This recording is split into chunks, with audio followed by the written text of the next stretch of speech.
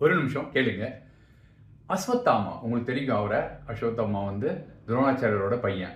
அப்பாவை வந்து அவங்க அப்பாவை அந்த குருக்ஷேத்திர சண்டையில் பொய் சொல்லி சாகடிச்சிட்டாங்கன்னு ஒரே கோபம் அவருக்கு. என்ன பொய் சொல்லியிருப்பாங்க உங்களுக்கே தெரிஞ்சிருக்கும்.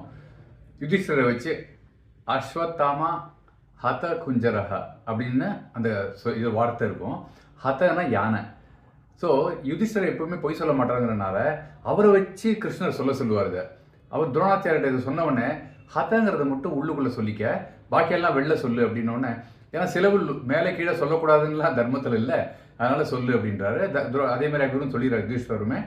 அஸ்வத்தாமா குஞ்சரஹ அப்படின்னா அஸ்வத்தாமா இறந்துட்டான் அப்படிங்கிற செய்தியை கேட்டோன்னே, ஐயா யுதிஷ்டரே இதை சொல்லிட்டாரே அப்படின்னு சொல்லிட்டு அவர் செயல் இழந்துடுறாரு. அவரை அடிச்சிடுறாங்க. இது வந்து உங்களுக்கு தெரிஞ்சிருக்கும்.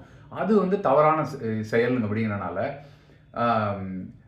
இவருக்கு வந்து ரொம்ப கோபம் வந்துடுது. என்ன செய்யறதுனே தெரியல அவருக்கு. அப்போது நாராயண அஸ்திரம்னு ஒன்று இவர்கிட்ட இருக்குது.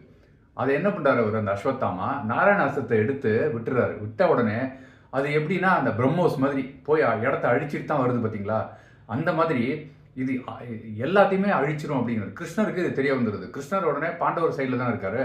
பாண்டவர்கிட்ட சொல்கிறாரு, அந்த நாராயண அஸ்திரம் வந்து தலைவணங்கி குனியறவங்களை ஒன்றுமே செய்யாது, எல்லாரும் படுத்துருங்க அப்படின்றாரு.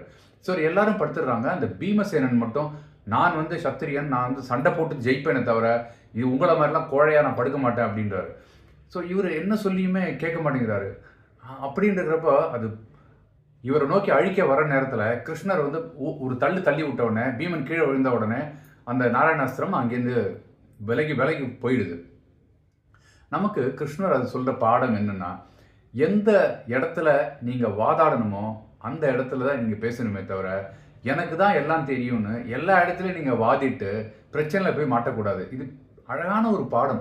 நீங்கள் பகவத்கீதை எடுத்திங்கன்னா ஒரு எபிசோடையும் எடுத்திங்கன்னா அதுலேருந்து நமக்கு நிகழ்கால வாழ்க்கைக்கு ஒப்பிட்டு நீங்கள் ஒன்றொன்றையும் நீங்கள் கற்றுக்க முடியும்.